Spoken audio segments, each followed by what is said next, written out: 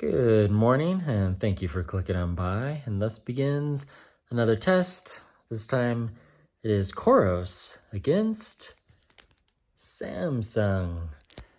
Normally it starts unboxing and all that stuff and charging, but I've had both watches for many weeks for the COROS, and Samsung I've been testing for over 6 years. So I think I'm pretty familiar, and we don't need to rewind and show you how they come out of the box. So let's look at sleep stats. Let's go to the office. The bed's comfy and all, but these watches could not be any different. Obvious watch difference is the watch face. This one uses an LCD screen, but it is always on, and it uses a backlight, where this one is AMOLED. This one also has sleep modes and do not disturb modes and reading mode and all these customizations. As a whole, the Galaxy Watch6 Classic, or if you have the Watch 5 Pro, or you're still rocking the Samsung Gear, was it the Gear S Frontier? Anyway, that was one of my first ones. And another big difference, and one of the few things I dislike about COROS watches do not have airplane mode. I like to disconnect at night. I turn off my phones if I could. Well, actually, sometimes I have. I've even put my rings into airplane mode. Now, the rings are not part of this video, so I will take those off right now. These are my Ultra Human rings, Bionic Gold, Matte Black, Oura Ring, Enzo. I'll stay married to you. All right. Now, when you first get out of bed, all you have to do is scroll on down on the watch face here, and you can see your sleep and my recovery, which is important. It tells me that I am fully recovered, 100%. If you don't sleep well enough, even outside of your exercise routine, I've woken up and it says, you still have another 2 or 3 hours to go. So that's good to know. And then you see your heart rate. My lowest heart rate last night was 60. Can you read that? It is kind of small font. I'm filming on the iPhone 15 Pro, and we are zoomed in at 3x optical. And then you can click on the heart rate and you can go back all the way to, what is that, 2 in the morning, and I can see what my heart rate was doing. Looks like here I was having a wild dream up to 92. Wow, I must have been running. And then there's my sleep. So we have the 4 categories: awake, REM, light, and deep. And we'll compare those as soon as we get the Samsung online. So now I go up, I can view previous day's sleep, which is kind of cool. All stored right on the watch. Very nice. And the same for other aspects. If I go into my step count, there's 93. So yesterday I had 10,000 and change steps, and we'll check this out on Samsung as well. So very nice, very nice. Historical data, floors, heart rate, training load, really good for workouts. And again, it's not just running anymore. COROS has expanded. Now this part's really important. Once upon a time, I would say last year, COROS, yeah, I know, bedhead. My wife already told me I need a haircut, so let's just put that to rest, and I should put on a hat. COROS used to be primarily just a running watch, but they have transformed their ecosystem and their watches. And now it's, when I go on walks, I get recovery time. I get info about my training loads. Now, when I'm just walking and not cycling or running or swimming, or I'm on my row machine that's 20 feet behind me collecting a week's worth of dust, it all feeds in, which is really, really cool. It's more of an all-around, extremely smart sports watch. Whereas Samsung, especially this Galaxy series, yes, it is a smartwatch. You can pair it with your Google Assistant, with your Bixby Assistant, all that fun stuff. I can tell my watch to go into sleep mode, and the connected Android watch will also go into sleep mode. Probably not this one. This is OnePlus. My Samsung is somewhere upstairs. Yeah. Now, the other thing though is, and I've said this a lot, when you're wearing these smart watches, one of the reasons you're wearing them is to track your health metrics. It's hard to track your health metrics unless the watch is powered on, it's comfortable to wear, you like the design. Both of these power on quite nicely. They're both comfortable to wear.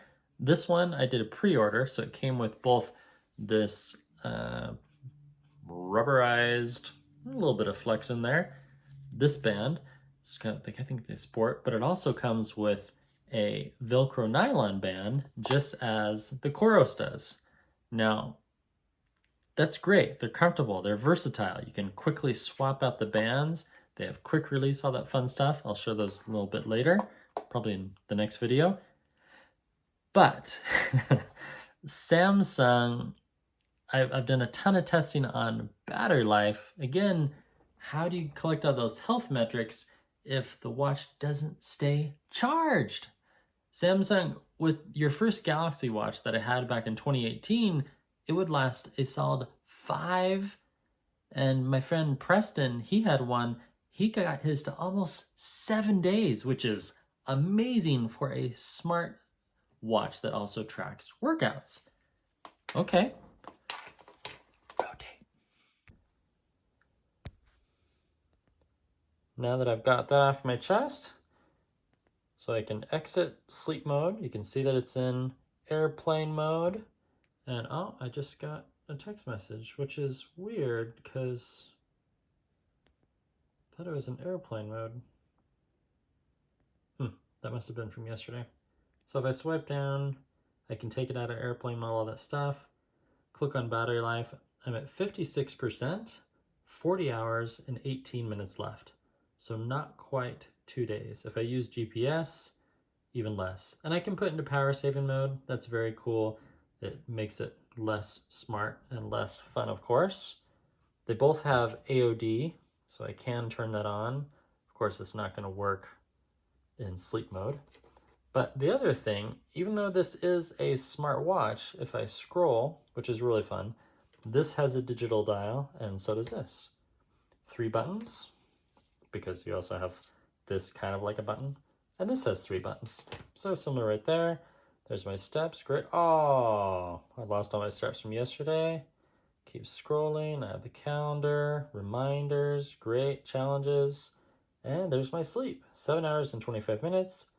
Connect to your phone to get sleep records. What kind of crap is that? Can I see anything? No, I cannot. Now I need to go find my phone. So what we'll do is we'll exit out of there. Take off sleep mode. It would have automatically turned off, of course. Take off do not disturb. And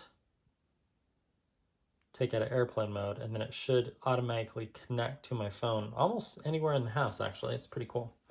Another thing, this one doesn't have airplane mode, and you can't take it. There's not an easy way to just mute the watch, where just like an Apple Watch, you can just quickly turn on sound, turn on vibrate only, and put it on mute. With a COROS watch, similar to Garmin and Polar and lots of others, there is quickly turning on and off do not disturb, which is very cool. But to modify sounds, you have to go into settings, more settings. Then you go into tones, and then you turn on or off keytones. Turn off those, yeah, turn off those, turn off those, and now it's all muted. So a few more clicks. And you can modify the backlight, which is quite nice. That's all under right here, backlight. I have it on auto, basically from sunset to sunrise, which is nice, or you can have it on all day. Let's do it all day and see what that does to battery life today. Speaking of which, the battery life is vastly different on these two watches. 35 days left at 83%, 62 hours of GPS, and I charged it 4 days ago. This one will last, you could realistically get it to last a whole month. This one, even when I put it in power saver mode, it doesn't do that much better. I've been able to get this to last for almost 120 hours, but I literally was not using it. I had it in do not disturb. I put it into airplane mode every night when I slept, and I still did not make it to 4 full days. This one, easily 2 weeks with lots of GPS. This one currently is priced at $699 US currency.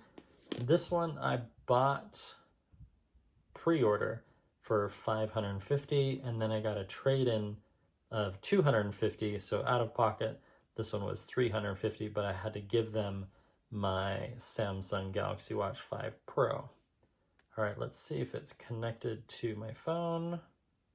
Nope, not yet. Time for a treasure hunt. About to get a fun notification. Puppy, hey, checks. We're almost at 1,000 steps. Good job, buddy. Oh, there we go. Oh, that is cool. Steps alert. Wasn't that worth walking? Come on, that was awesome.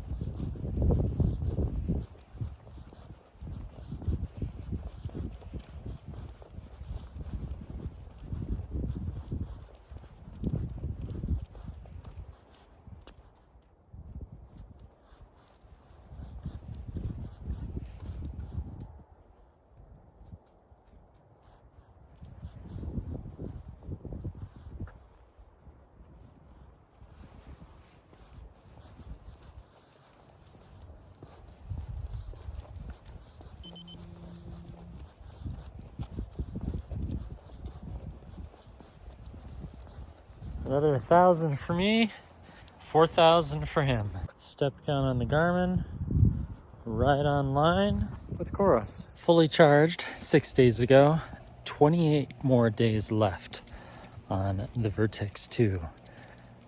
Since I started this 88-hour test 100 hours ago, I've had to charge the Samsung Galaxy Watch6 Classic not once, not twice, but thrice. 3 times. I did test AOD because, I missed it. That was only for about 6 hours, so yeah, that really took the battery hit. I think had I not used that, I might have been able to charge it just twice. Yeah.